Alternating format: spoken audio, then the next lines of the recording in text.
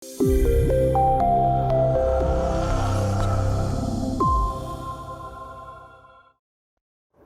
selamat siang semua.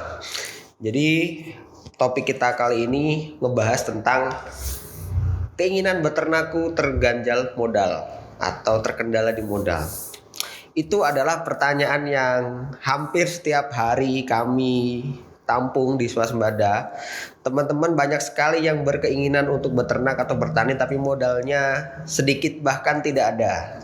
Hanya kayak oke, ingin beternak, ingin bertani, budidaya apapun gitu. Ternyata modalnya kurang atau tidak ada, atau bisa dikatakan modalnya ini pas-pasan gitu. Sebelum nanti dia ngejelasin lebih lanjut, jadi silahkan teman-teman sharing mau pertanyaan, silahkan cek pertanyaan tulis aja pertanyaan di kolom komentar atau di kolom pertanyaan, atau misalkan mau ikut join live nanti bisa kita join live ya.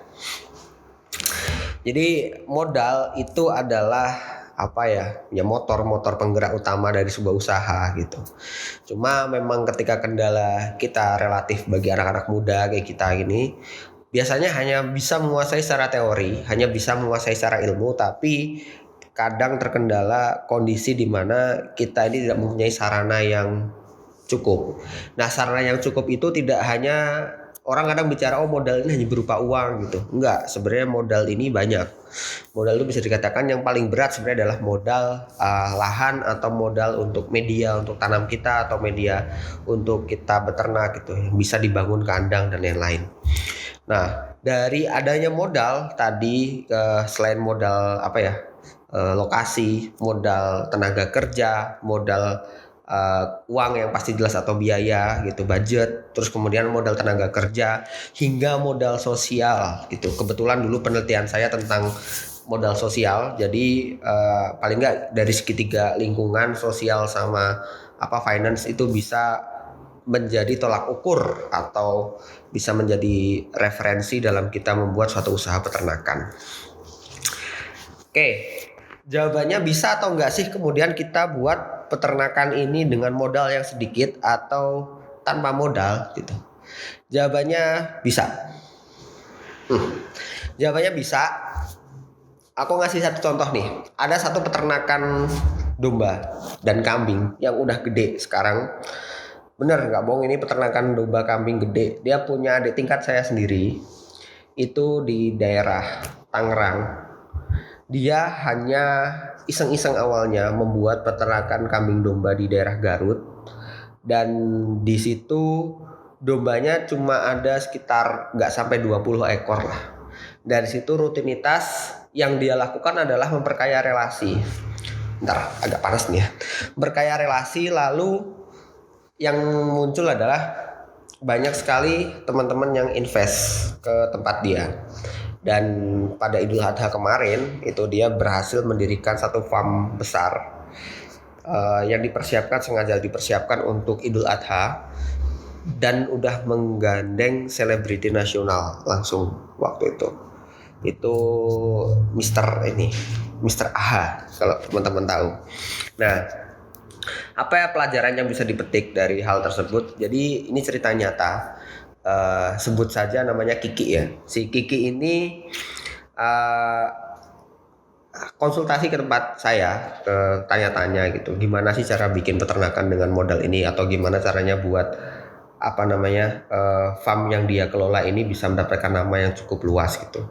Dari kandang yang hanya 20 ekor yang digunakan jadi tempat iseng-isengannya dia gitu katakanlah, itu dia hanya memperkuat brandingnya dia sebagai seorang peternak atau teman-teman nongkrong aja gitu. Nah, dari kenal-kenal satu sama lain ada nih yang kepincut, dan kebetulan yang kepincut itu orang berat, salah satu pengusaha di bidang otomotif juga gitu. Nah, dari situ dia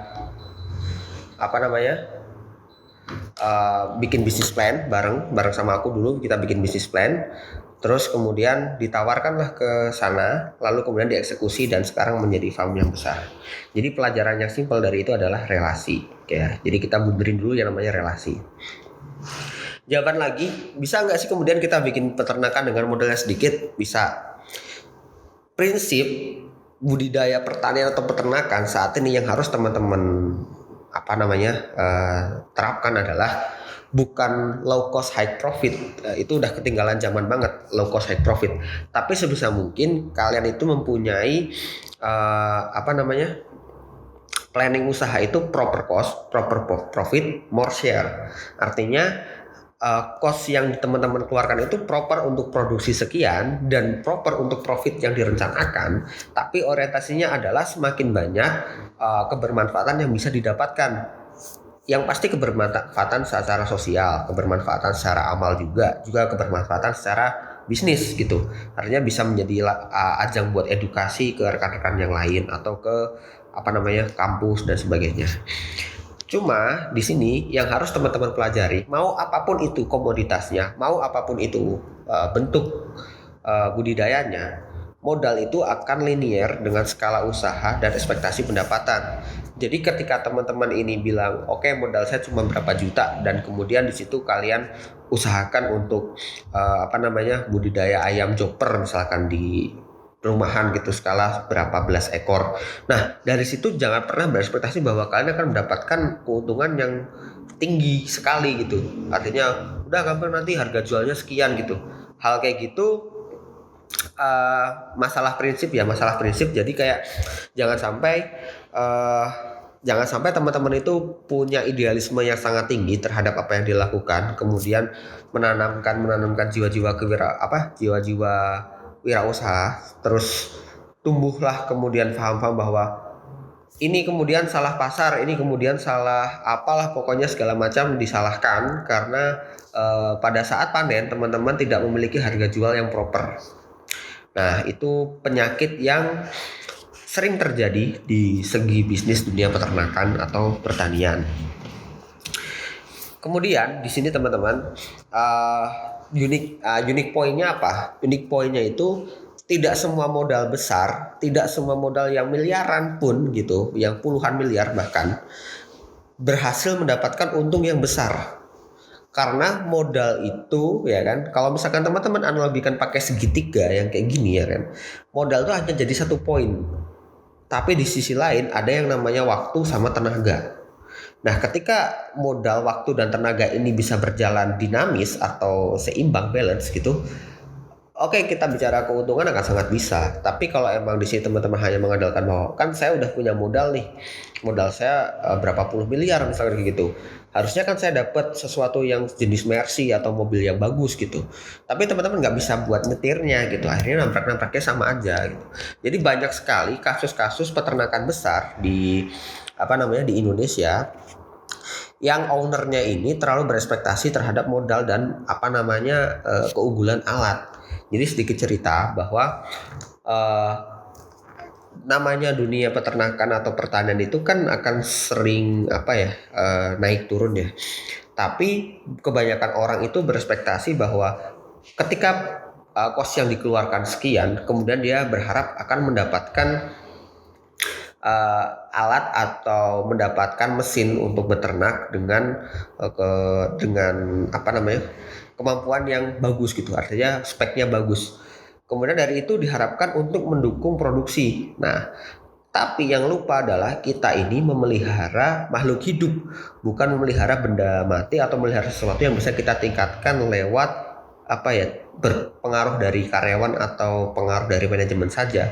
Tapi kita juga bicara makhluk hidup yang itu tuh ada pengaruh dari si makhluk hidupnya sendiri, mulai dari genetik, cara pemeliharaan, terus kemudian treatment yang kita lakukan, atau situasi dan kondisi yang mungkin menyebabkan si makhluk hidup ini tumbuh dan berkembang secara tidak nyaman. Jadi di sini di awal ini saya akan menggarisbawahi bahwa teman-teman jangan sampai insecure terhadap modal. Kok modal saya cuma sekian gitu, ngelihat sana kok gede gitu, kira-kira berapa lama lagi sih saya bisa sampai ke tahap itu, atau berapa lama lagi sih saya bisa sampai ke tahap sana, punya kandang dengan populasi sekian, punya kandang dengan besaran sekian gitu. Itu pasti akan terjadi ketika emang teman-teman bisa disiplin dari awal. Jadi kuncinya tadi soal masalah relasi, kedua soal masalah disiplin. Oke. Jadi kita udah mengantongi dua key to sukses ya untuk problem peternakan ini. Balik lagi ke masalah segitiga keseimbangan untuk suatu bisnis peternakan. Eh, itu ada ada tenaga kerja, modal sama waktu.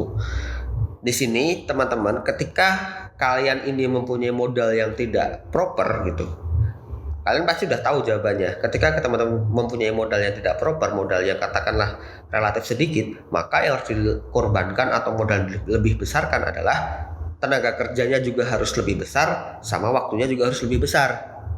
Itu yang teman-teman harus sadari dan prinsipkan di awal. Jangan sampai kalian udah punya modalnya terbatas, waktunya gak ada, tenaganya juga gak mau. Nah terus ini maunya gimana gitu? Kita mau beternak yang seperti apa? Kalau kemampuan teman-teman sendiri udah kayak gitu. Terus gimana sih tips and triknya gitu? Jadi nanti di akhir ini saya akan ngejelasin beberapa referensi usaha peternakan dengan skala yang lebih kecil. Kita simpel-simpel aja. Nanti mungkin 15 menit lagi aku mau ngajak teman-teman buat ikut live juga. Barangkali mau cerita-cerita tentang masalah problemnya.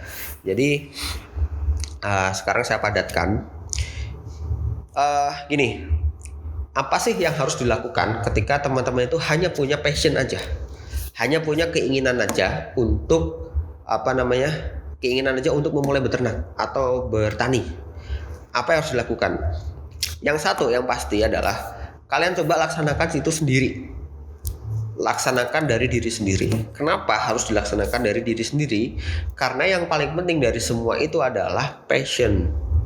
Passion itu bukan sekedar kayak aku ingin begini maka begitu, aku ingin begini maka begitu, enggak. Tapi di sini passion yang bisa dilakukan adalah bagaimana teman-teman bisa mengantisipasi mengantisipasi masalah atau mitigasi kemungkinan yang terjadi, atau bisa membuat suatu rencana pasca panen yang mau seperti apa, keberlanjutannya mau seperti apa. Itu yang bisa dilakukan ketika teman-teman mempunyai passion yang matang atau passion yang cukup untuk kemudian melaksanakan budidaya ternak atau tani gitu.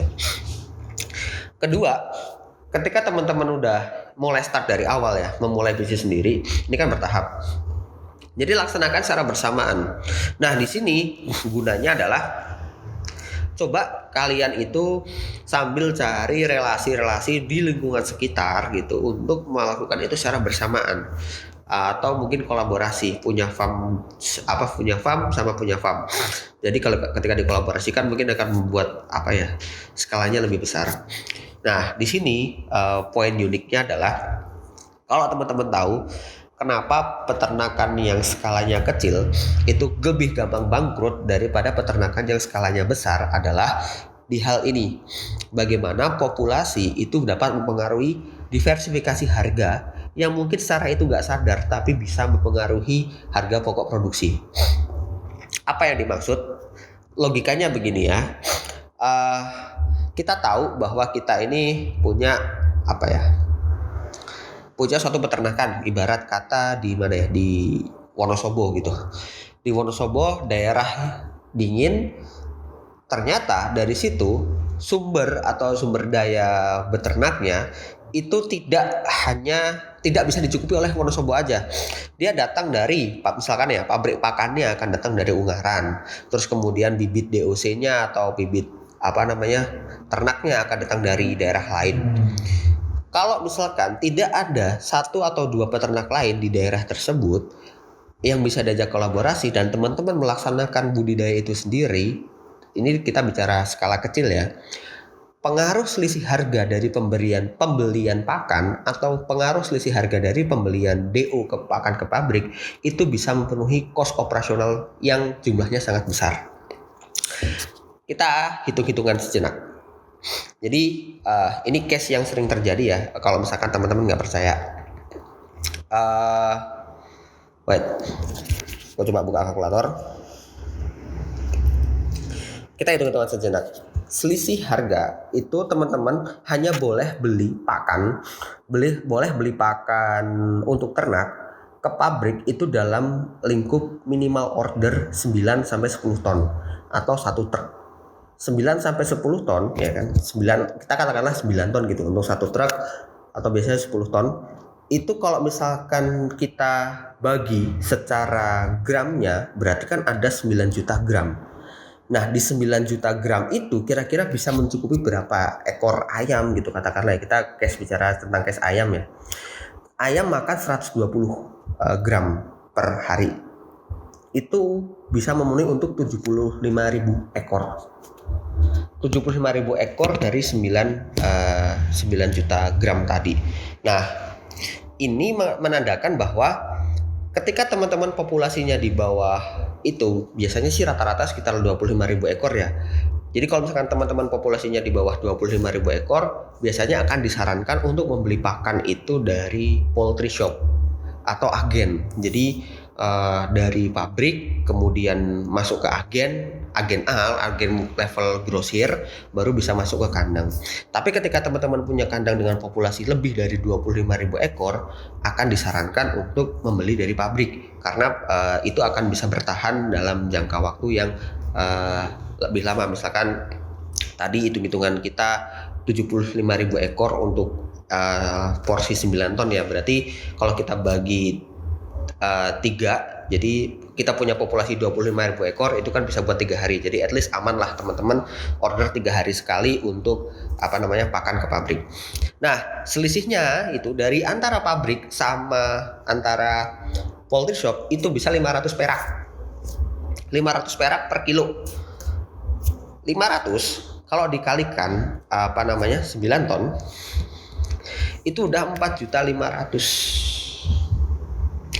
dalam sekali kirim. Jadi ibarat hanya karena persoalan populasi, hanya karena persoalan ternaknya teman-teman ini tidak dalam skala yang besar, itu bisa mempengaruhi HPP atau harga pokok produksi yang sedemikian besar. Jadi teman-teman bisa menghemat tuh 4.500.000 dalam satu periode produksi. Makanya di sini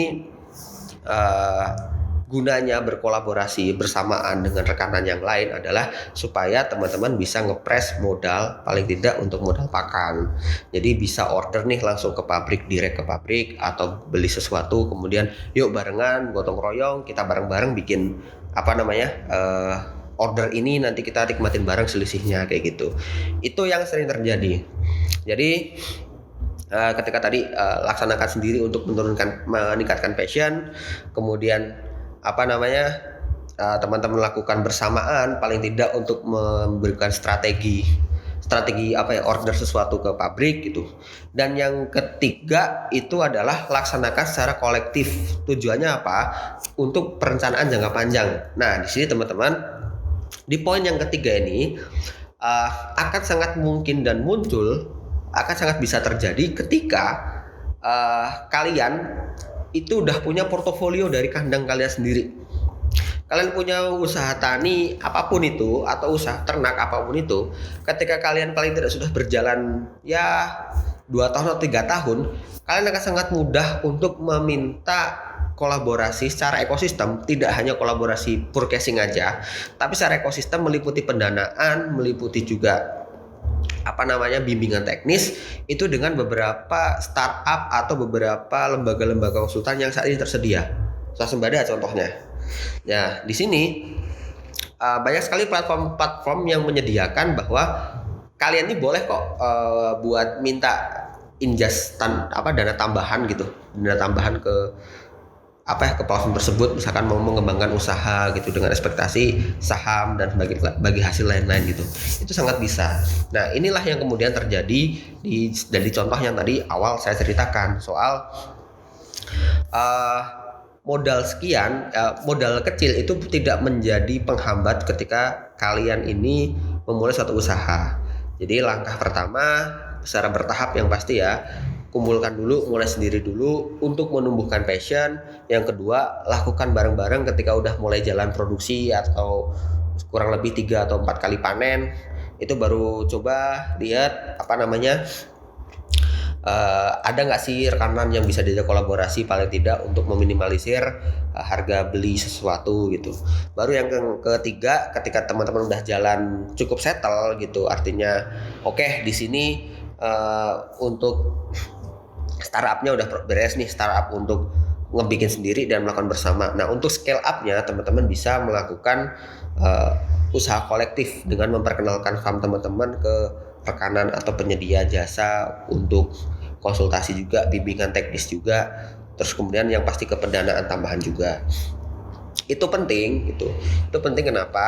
Karena di sektor peternakan khususnya, atau mungkin di pertanian juga ya, kalian akan sangat bisa dengan mudah untuk menentukan harga pokok produksi. Tapi kalian akan cukup sulit untuk menentukan harga jual. Kenapa gitu? Karena ya kalian tahu sendiri, budidaya pertanian di Indonesia itu, atau budidaya peternakan khususnya di rantai tata niaga, itu banyak sekali dipengaruhi oleh faktor budaya, faktor agama, faktor sosial, faktor distribusi juga. Bahkan pengaruh faktor yang paling kecil kalau teman-teman nggak sadar nih, kayak pengaruh supir truk itu sangat bisa mempengaruhi mempengaruhi proses budidaya gitu. Saya mau cerita sedikit ya. Jadi beberapa kali saya melakukan pengiriman barang dari Blitar dikirim ke Jakarta. Itu saya sering kalah harga atau mendapatkan rugi yang jumlahnya tidak sedikit hanya karena permainan sopir truk. Nah, jadi kayak ketika sopir truk ini diberi harga dikasih tenggat waktu gitu, tapi dia tidak diberikan uang transportasi yang cukup dari kandang gitu, dia tidak akan lewat tol, sehingga sampainya di Jakarta itu akan lebih lama. Tapi ketika dia nawar, "Pak, saya butuh nih jam 7 harus sampai ke Bekasi," gitu, dia akan ngomong, "Saya nggak bisa kalau jam sampai Bekasi, ini bawa truk bukan bawa mobil pribadi. Kalau mau gimana Pak?" gitu. "Ya udah, tambahin aja tolnya," gitu. Padahal kayak untung kita nggak seberapa, tapi di rantai tata niaga yang begitu rumit itu juga banyak sekali faktor yang bisa mempengaruhi gitu. Misalkan kayak dari kandang udah ada permainan timbangan, terus kemudian dari perjalanan rantai distribusi udah ada permainan dari mafia atau tukang palak si sopir truk itu, atau kemudian dari segi hilirnya pas penerimaan itu banyak sekali problem di loading barangnya itu, kemudian sampai ke rantai yang terakhir gitu, berkaitan dengan modal juga banyak sekali masalahnya gitu kan, kayak ada barang yang nggak lolos QC atau pecah atau lain-lain. Nah, di sini teman-teman, itu adalah beberapa tahap yang bisa dilakukan untuk membuat strategi dari modal dengan yang terbatas. So, swasembada di sini akan memfasilitasi kalian, berapapun modal kalian, berapapun planning usaha kalian gitu, coba konsultasikan ke swasembada, apapun itu rencananya, usaha pertanian atau peternakan, kita akan ngefasilitasin itu. Kita akan mencoba melakukan pemetaan dari potensi yang bisa teman-teman dapat, potensi yang bisa teman-teman gapai, sehingga terjalin suatu ekosistem atau suatu ekspektasi usaha yang efisien, yang pasti, terus juga bisa proper lah, intinya proper cost tadi yang saya bilang, proper cost, proper profit, more share. Nah, di sini juga kita akan memberikan beberapa rekomendasi yang bisa teman-teman berikan. Nah, ada kaitannya juga tentang live kita hari ini, tentang Sapa Minda ini bakal ada rutin terus tiap hari Selasa, cuman pagi itu jam 8.30 kita start. Tapi kita hari ini laksanakan siang karena tadi kita upacara dulu terus baru bisa berjalan siang hari ini. Itu tadi ya soal masalah planning usaha. Nah, ini nih istilahnya titik tekannya.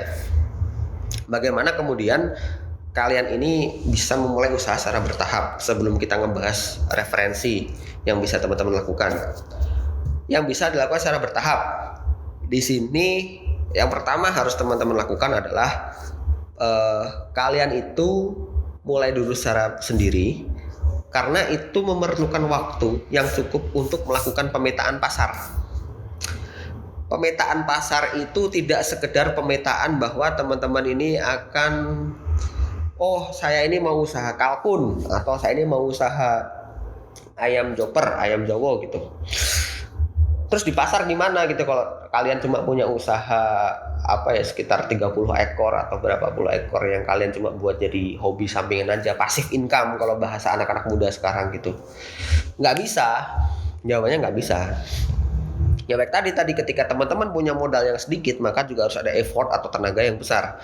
Ketika teman-teman punya modal dan tenaga yang besar, paling juga harus butuh juga waktu yang lebih lama. Jadi antara tenaga, waktu dan modal itu harus balance, harus seimbang. Jadi jangan sampai kita memaksakan salah satu hal. Oke, tadi ketika teman-teman apa sih yang harus dilakukan dalam proses pemetaan pasar? Yang harus dilakukan dalam proses pemetaan pasar adalah analisa kompetitor, analisa supply demand. Jadi lihat dulu nih di pasar di dekat teman-teman ini. Simpel aja. Kalian datang ke pasar pagi atau datang ke biasanya pasar sayuran ramai di situ. Datang atau beli modal sedikit lah sekalian buat makan siang gitu. Ini datang dari mana ya sayur ini datang dari mana, atau daging ini datang dari mana, telur ini datang dari mana. Ketika teman-teman udah mulai melakukan pemetaan kayak gitu, oh ini datang dari sini mas, datang dari sini, oke cerita, coba cari relasi gitu. Salah satu cara paling efektif yang bisa dilakukan oleh para milenial untuk bertani atau beternak adalah gabung ke grup Facebook peternak petani. Ya, banyak sekali informasi tentang harga, informasi ketersediaan barang, informasi pengepul di grup Facebook. Cari grup Facebook, misalkan petelur Jawa Tengah, pengusaha pedaging mana gitu, atau grup petani mana gitu, petani kecil apa gimana. Itu sangat membantu buat teman-teman memulai usaha. Jadi paling nggak kalian tahu supply demand-nya ini rata-rata datang dari mana dan kira-kira bisa dijual berapa, dan lihat grafik harian. Nah, di pemetaan pasar ini kita sudah dikasih fasilitas sama negara untuk bisa mengecek harga pangan harian. Meskipun itu nggak akurat atau nggak real, paling tidak bisa menjadi preferensi teman-teman dalam menentukan kira-kira usaha yang mau saya lakukan ini modal berapa, ya kan, modalnya berapa, dan dari sini kok kira-kira ekspektasi pendapatan saya bakal berapa, sama mungkin berapa kali BEP. Teman-teman bisa cek harga itu harga komoditas itu di hargapangan.id. Itu salah satu referensi juga. Jadi coba membuat suatu bisnis plan, pemetaan pasar, ngecek harga, potensial harga, naik turunnya berapa, turun di maksimalnya berapa, naik di maksimalnya berapa, saat bulan apa gitu. Itu juga harus penting. Bulan apa ini dimaksud tidak hanya bulan Januari Februari, tapi harus yang lihat, oh ini musim suro, semuanya sepi, gak ada hajatan, jadi kayak segala sesuatu barang jadi murah. Oh ini di awal bulan musim-musimnya PKH atau program keluarga harapan, jadi segala macam jadi tinggi. Analisa pasar yang seperti itu tidak hanya analisa bulan, itu perlu untuk teman-teman ketahui, karena di sini adalah intriknya ketika kalian semua itu membuat suatu usaha agrikultur di mana keuntungannya itu tidak berupa keuntungan harian atau tetap, tapi bisa keuntungannya kadang bisa sedikit, tapi kadang bisa sangat tinggi, kadang bisa sedikit lagi, medium atau sangat tinggi. Nah, di sini fungsinya adalah substitusi, sehingga di akhir periode kalian bisa mendapatkan suatu keuntungan yang atau nilai keuntungan yang proper dari yang teman-teman lakukan. Itu ya pemetaan pasar, analisa kompetitor juga. Nah, kalian juga harus tahu momentum khusus atau momentum suatu usaha ini yang cocok untuk dilakukan. Momentum ini misalkan ketika kalian ini mau bergerak usaha pembibitan atau fattening domba gitu. Kalian coba ambil 5 atau 6 bulan sebelum hari raya Idul Adha misalnya gitu.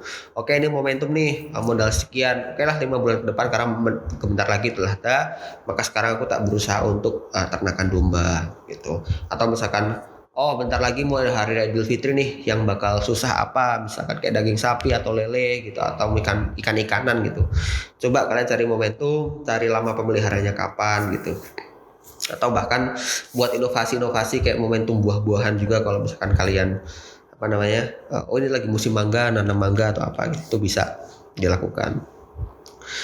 Dalam proses analisis kompetitor tadi yang seperti saya jelaskan, itu perlu adanya kalian ini mengerti tidak hanya sekedar berapa kuantitas atau kualitas yang bisa kompetitor jual, tapi juga kira-kira titik tekan, titik rawannya itu bagaimana kompetitor bisa mengganggu bisnis teman-teman, itu juga harus dilakukan.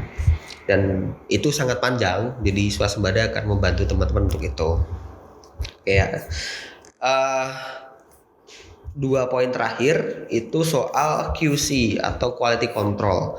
Jadi teman-teman ketika udah mau mulai bisnis secara bertahap ya, tadi kita bicara soal waktu pemetaan pasar, terus harus ngerti momentum juga gitu, terus juga analisis kompetitor.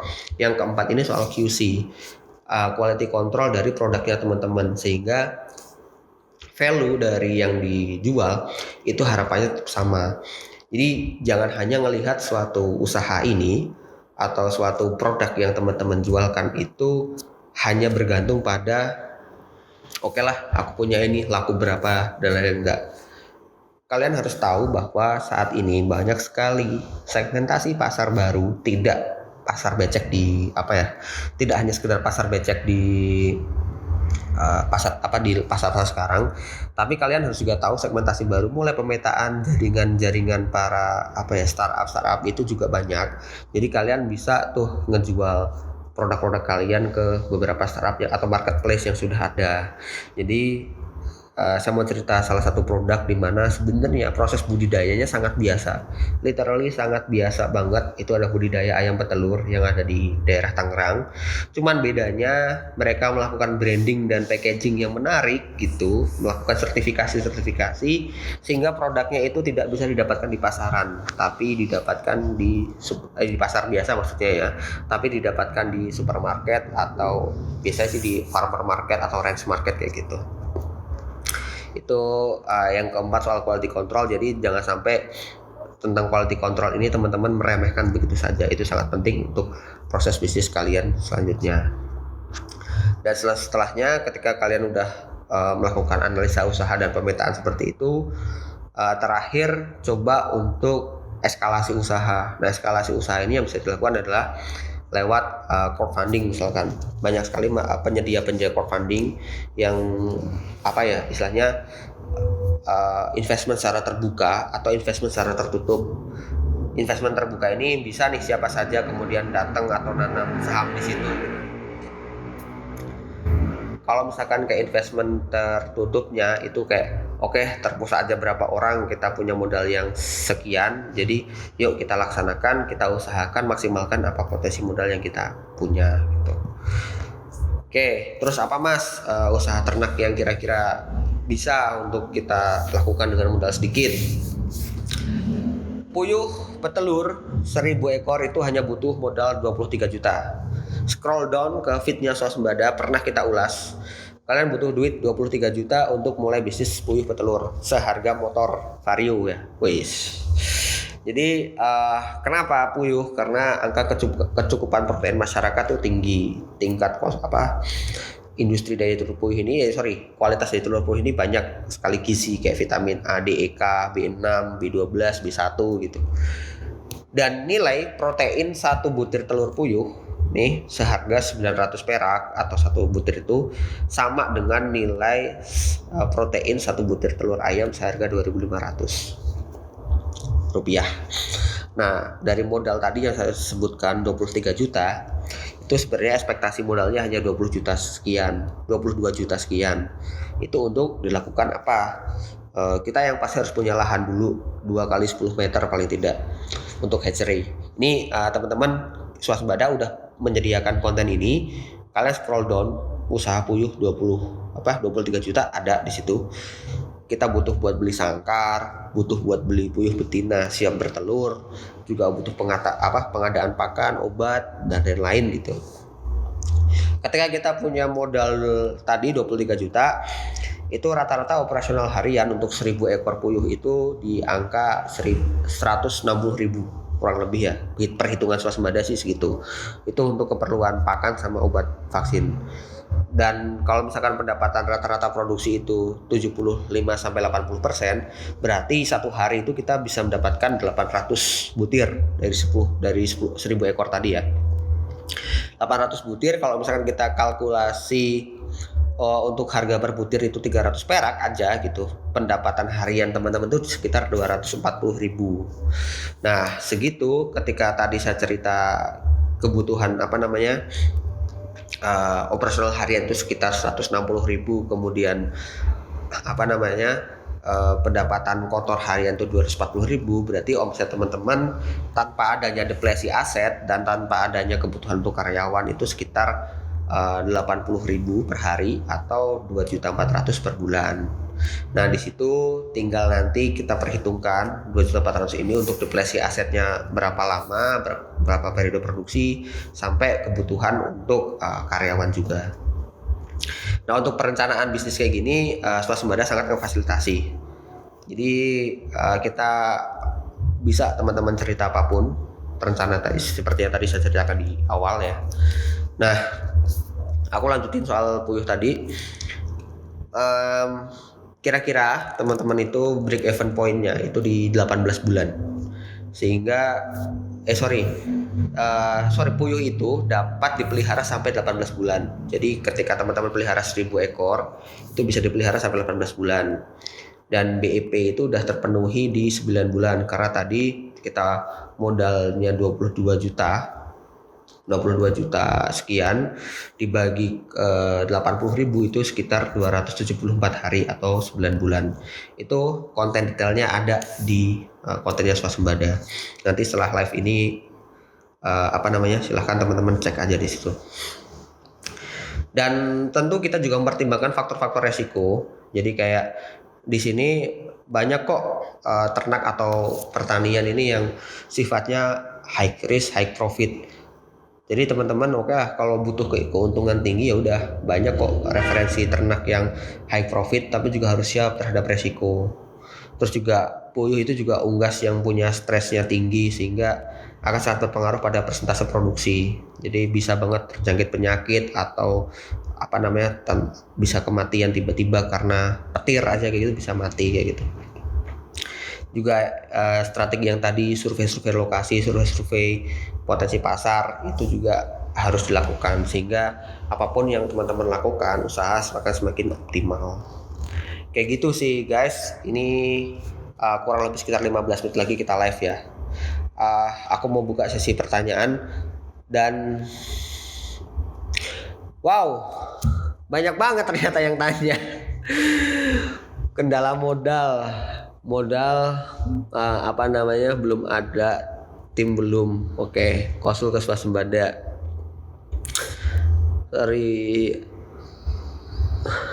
Ya, ini ada satu pertanyaan yang penting. Ini quote sih jatuhnya sih, kayak modal paling penting adalah modal nekat. Betul, modal paling penting adalah modal nekat. Ya, itu preferensi buat teman-teman mau mulai usaha ternak gitu. Jadi kayak mau mulai usaha sapi dengan modal yang lebih sedikit pun juga bisa. Jadi di sini aku pernah buat sih usaha sapi dengan skala kecil atau ideal tuh berapa di swasembada juga ada. Kayaknya nggak sampai ratusan juta di situ. Cuman kalau untuk yang populasi kecil juga kita ada kayak budidaya puyuh, budidaya ayam joper, terus kemudian budidaya lele, nila, magot, itu juga modalnya nggak begitu banyak. Mungkin itu sementara ya. Teman-teman ada yang mau join buat live, kita masih ada waktu buat nyampein pertanyaan secara langsung, silahkan. Kita sharing-sharing aja. Pertanyaan dari Mas Ilham, bagaimana dengan fenomena produsen jual langsung ke konsumen lewat e-commerce? Kita nggak bisa menghandling pasar secara e-commerce kayak gitu ya. Tapi percayalah Mas Ilham, tetap pengaruh paling besar dari sektor komoditas pangan di Indonesia adalah tetap pasar tradisional. Mau seberapi-api apapun e-commerce atau kita masyarakat perkotaan memanfaatkan itu menjadi salah satu peluang dan opportunity ya. Tapi pengaruh yang lebih besar untuk penentuan harga adalah supply demand di level pasar tradisional. Itu ini jangan khawatir lah. Itu bisa menjadi salah satu preferensi alternatif Mas Ilham untuk menjual produk lewat e-commerce yang kemudian bersaing gitu ya. Tapi di sisi lain harus ada kaki yang lain yang bergerak untuk mencukupi kebutuhan sendiri lewat pasar tradisional atau kegiatan eceran. Itu salah satu preferensinya. Gitu ya. Nanti direct aja kita tanya-tanya lewat swasembada. Terakhir nih sebelum saya tutup, Mas, kalau untuk mulai bisnis ayam petelur dengan modal 100 juta di bawah 1000 ekor, apakah masih worth it atau lebih baik tunggu sampai modal buat 1000 ekor?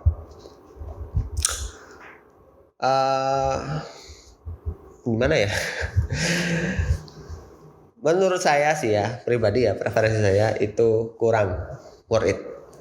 Karena paling enggak pelihara ayam petelur itu di angka 1000 ekor minimal. Karena ngepasin kayak dosis vaksin juga biar kita akurat.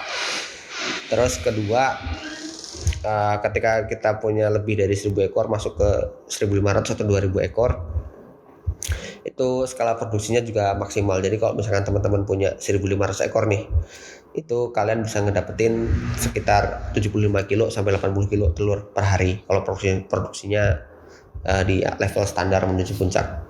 Jadi ketika itu teman-teman ngejual pun nggak akan kecapean dan nggak akan kelelahan. Misalnya serapannya juga ada ke level-level lokal-lokal kayak gitu.